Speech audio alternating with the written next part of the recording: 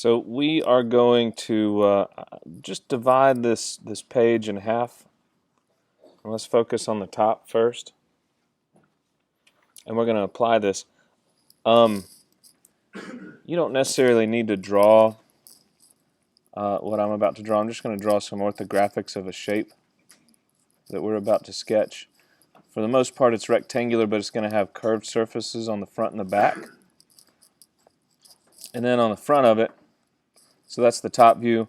On the front, we're going to have like a little recess in here, and it's going to have a chamfer, and we're going to put a little circle in the middle. You don't really need to see that. It's just trying to give you a little bit of an idea as to where we're headed. And so I'm going to construct this thing thinking about this rectangle first, and then I'm going to blow those curved surfaces out. So I'm going to start down here with a leading edge.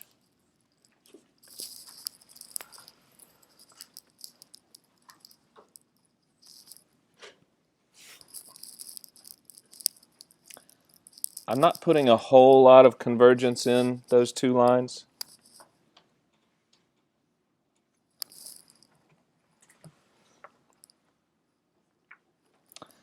And then I'm thinking about this leading edge is somewhere near my horizon line, so my angle's maybe a little bit to the right of the horizon line, so this might be a little bit steeper and these might converge just a little bit quicker.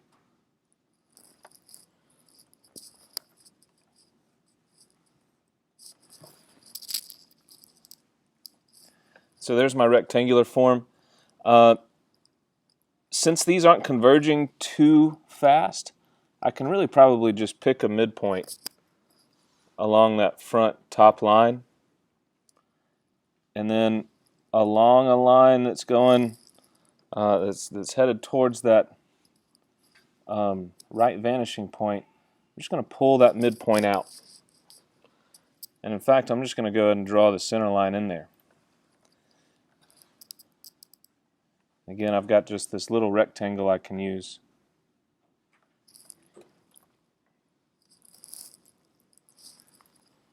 I want to make sure everybody catches up because this is kind of the key part.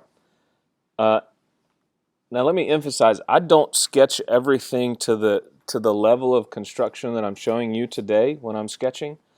The reason why we're doing this is just to make sure that you understand these fundamentals. But at each of these 2 points that I've pulled out, I'm going to just put a line in going towards that left vanishing point. And how am I going to use that line? That line helps me how? Anybody?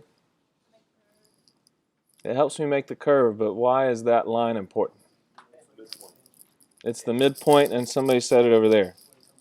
Yeah, the curve is going to come tangent to this line when it hits that point. And that helps me generate this curve. And so the other thing that I want to think about when I put this curve down, which way is it accelerating? Is it accelerating towards the left or is it accelerating towards the right? Yeah. This one coming out this way?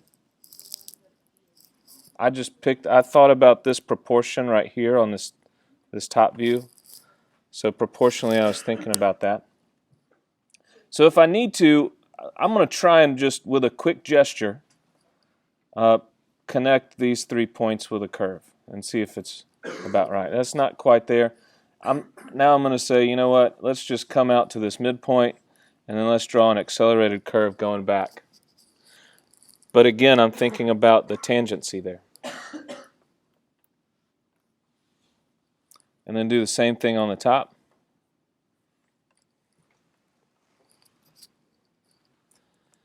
Now very often, I said just a moment ago, I typically don't do this much construction to create this. But I will typically draw in that center line on that front surface because oftentimes if I'm sketching something like this, there are going to be mirrored elements, and that just gives me a line that sets up that center and helps me with any kind of mirroring. Okay, so on the back, and I've got a little bit of a challenge running into these objects back here. I'm going to carry that point back, sketching a line to help me with my tangency. And this is basically a mirrored curve back here.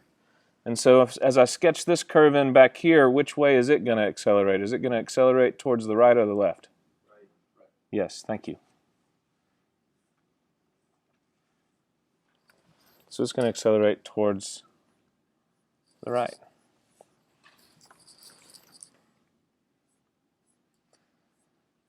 Now, one of the other reasons why I wanted to at least bring up the idea of using a tool or a French curve today is that if I find this curve, this bottom curve, maybe the first one I sketch, if I find that on my French curve,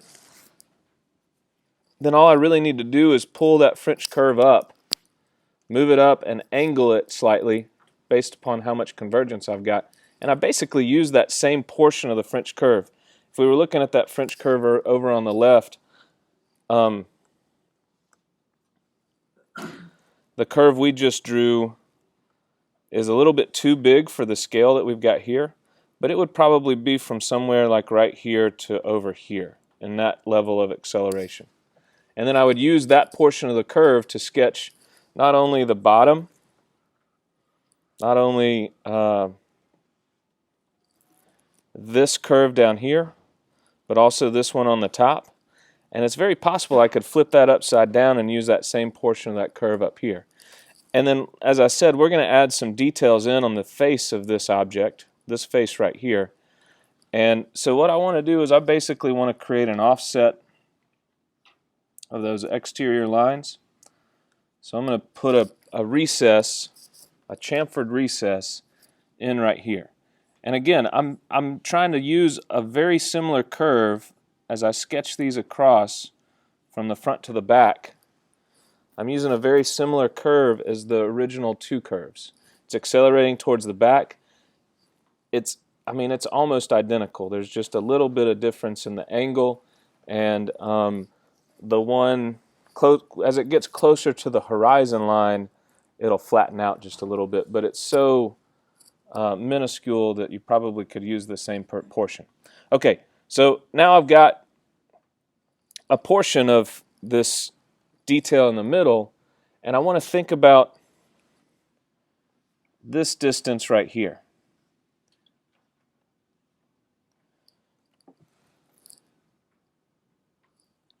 As I draw in that line on the opposite side, what do I want to, why am I thinking about this distance, and how should I represent it over on the back side? Yeah, it's going to be I'm going to see a lot less of that. Just like we've got down in this bottom left corner down here, if it was curved even further, if it was more of a curve, I might not even see it at all. Now, if I wanted to construct that, and if I've constructed everything accurately, I actually should be able to take, if y'all look for just a second, I should be able to take this point and go towards the left vanishing point until it hits my curve, and that would give me where that point is. So if I wanted to construct it, I could do it that way, but I'm just trying to give you ways to do things and keep a little bit cleaner drawing.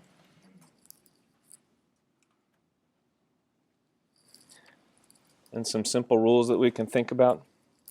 Okay, so really what I want this face to look like, I'm just going to come over here and sketch like a section view of what I want this front face to look like. If this is that front face, here's the top edge, here's the bottom edge. We've sketched a line that represents that and that, but what I want to do is I want to kind of create a little chamfered surface, a little angled surface in there.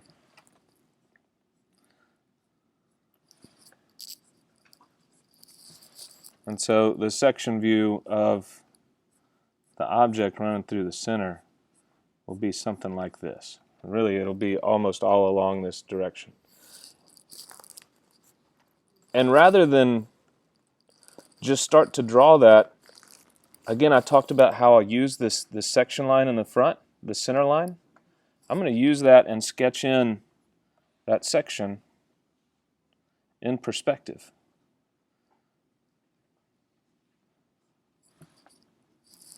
And that gives me something to shoot at. In fact, it's kind of interesting, even without me drawing additional lines, sketching that center line in tells me a lot about this object.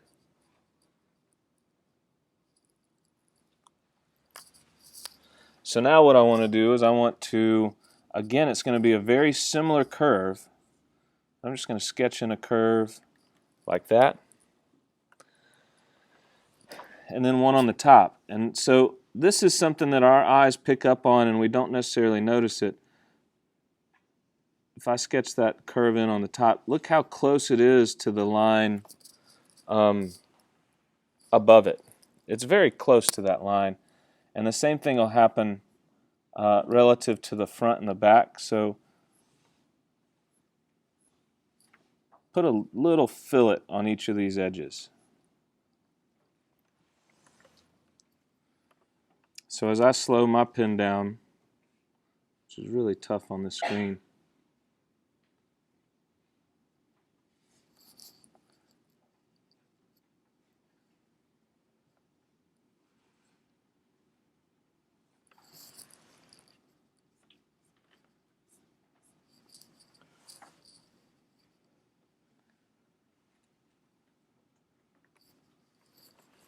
it's going to reinforce some of that detail. Everybody understands what I'm talking about. I see very little of this surface, the underside of this surface, that chamfer. I see a lot of the one on the bottom. I see a lot of the portion that's way out here on the edge, and I see very little right here. So it's just, again, that's something that you don't necessarily need to sketch in all these details, but if you understand that those are the rules in sketching some of this stuff from this vantage point, then it can save you time and increase your efficiency and accuracy. So I'm just going to darken in the object lines. Oh, there's one last thing. Let's go to that the center point of that center line. And let's sketch in just a small, as if this is an emblem for a car, let's sketch in a small ellipse right there on the center. And one way you could do this, I put the minor axis in, which is going towards the right vanishing point. How do I get that? Through practice, you'll start to get this right, and you won't necessarily need to construct a square surface. But what I'm going to do is I'm just going to construct a very simple square surface.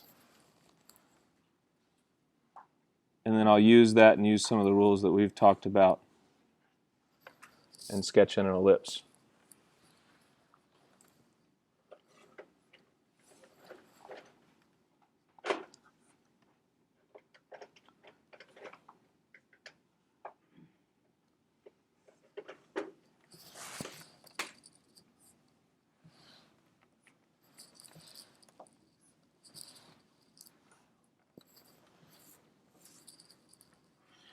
Okay, let's draw one more weird object. And this time I'm just going to start with instead of constructing everything that I've constructed in the past, I'm going to start with just a curved surface. And I know this surface needs to bulge out kind of to the left. And so I'm just going to start with a curve. And that curve, and then I'm going to throw another curve up here. As I'm sketching that curve, and it's so subtle, you might not even notice it right now. That curve I'm thinking about, and I'm kind of using more wrist as I'm coming around. This one should be accelerating as it goes a little bit further away from me. And I can help even just by putting this line in.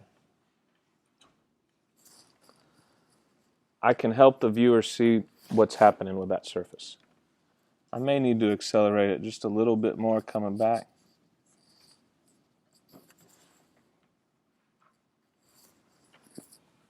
Whoa.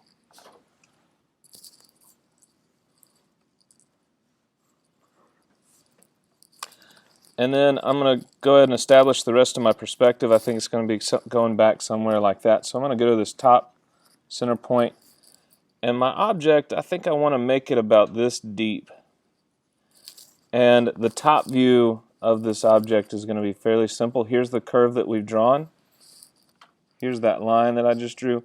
And I want to put kind of an elliptical shape an elliptical form on the back of this object to complete it. And that elliptical form is not very easy to draw in perspective. But some of the same rules that we use for these curves and for these ellipses, I'm going to use right here. So I've established lines going towards my left vanishing point and lines going towards my right vanishing point. And I'm going to use a line going towards the left vanishing point. So just sketch that in, a line towards the left vanishing point. And I'm going to use it the same way we used some of those other lines earlier, and I'm just going to go through this point up here in a tangent manner and then come back down here. So that's my aid. So as I draw in this curve, I'm thinking about letting that tangency drive the shape of that curve back there. In fact, I'll let you guys finish with that.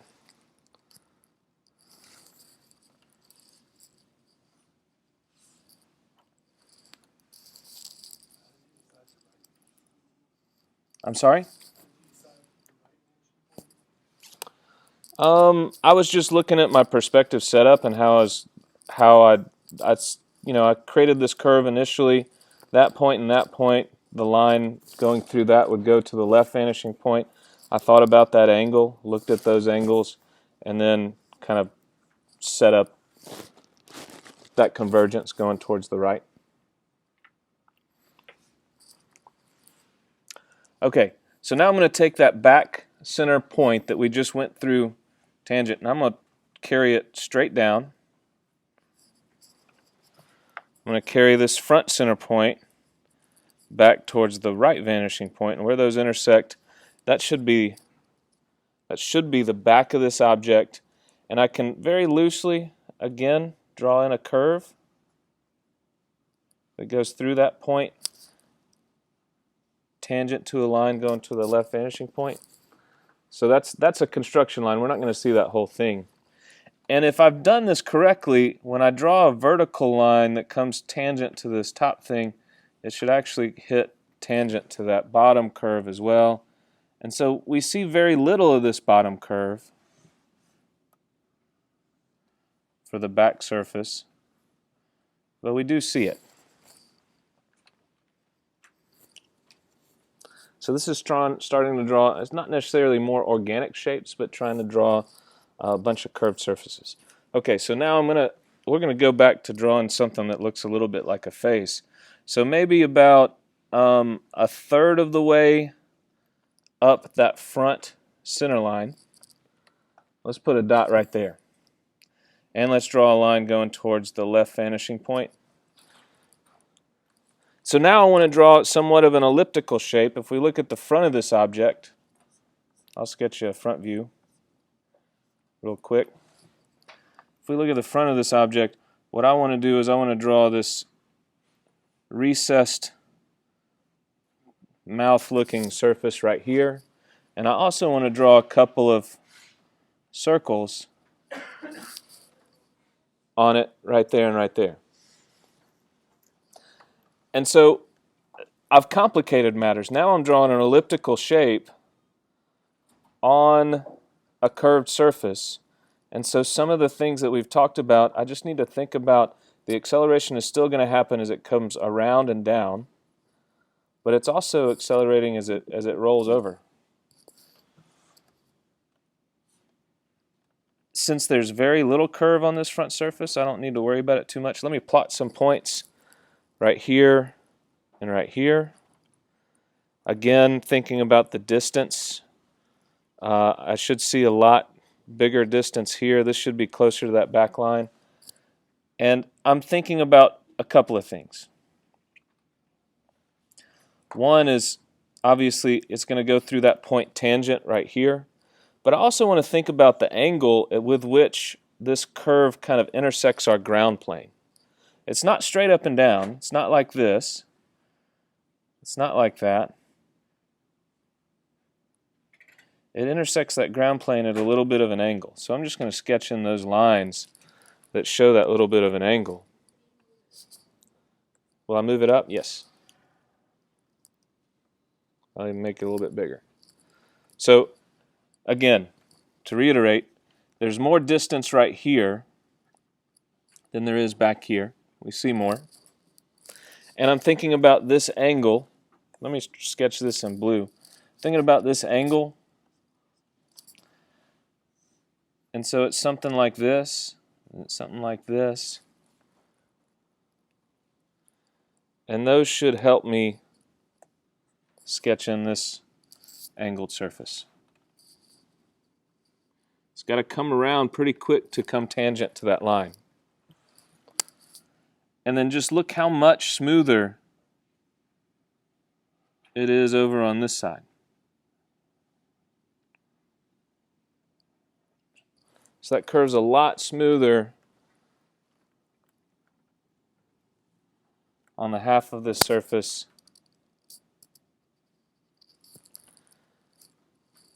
that it's going through. Okay, so here's a good question for you. So rather than use the bottom edge, I'm going to take the center of this down here and carry it back to there.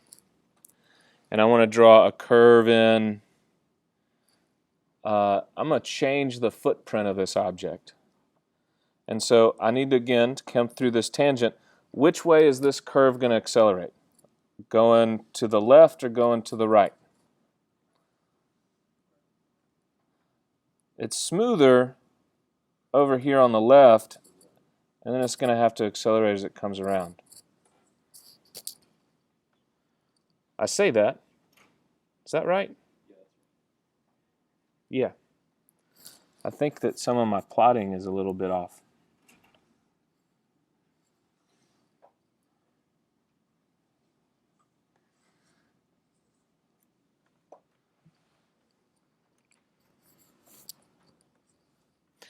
And just to exaggerate what's happening with that surface, I'm going to go ahead and draw in a section line that represents what's happening on that front surface and carry it straight up.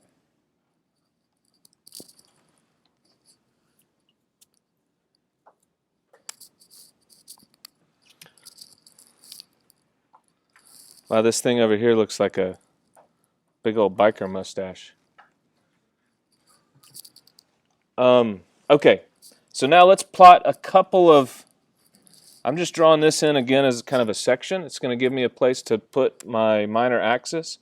So halfway between this surface and halfway over here, which would be a little bit more than half, those are going to be the center of my ellipses. Now, if I was going to draw an ellipse right here on the center of this surface, my minor axis would go towards the left vanishing point. But what's happening as I go around this curve? What's happening to my minor axis? This is a very subtle change. It's no longer going directly towards the left vanishing point because it's on a curve, right? Does everybody understand that? And so what would happen is that this one would angle up just a little bit, and this one would angle down just a little bit. And so that gives us, that's changing our minor axis. So the minor axis, even though we've talked about left-facing surfaces and right-facing surfaces, they're not always going to be that simple.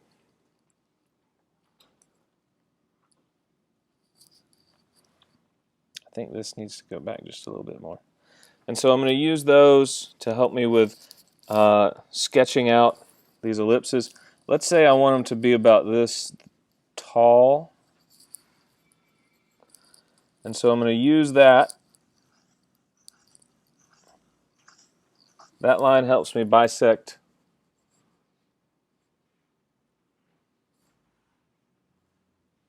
I use the minor axis to see how it's bisecting that surface. And then let's see what's going to happen to this ellipse. It's going to be a lot thinner, right? Because it's kind of rolling away from us.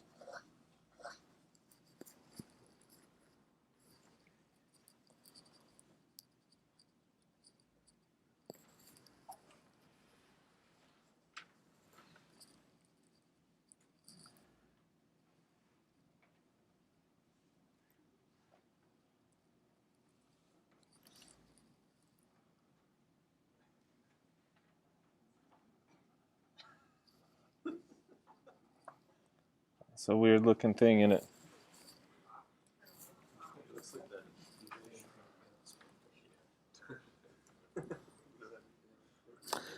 Now, let me ask you guys, when you look at this, something looks a little off, doesn't it? What looks off? The bottom curve.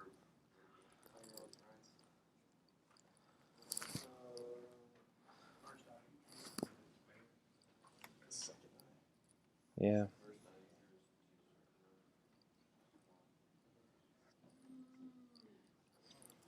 Yeah.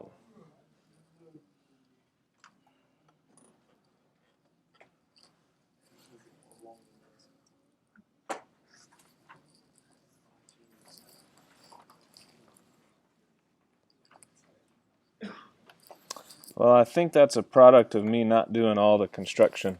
Regardless, we kind of know what's wrong.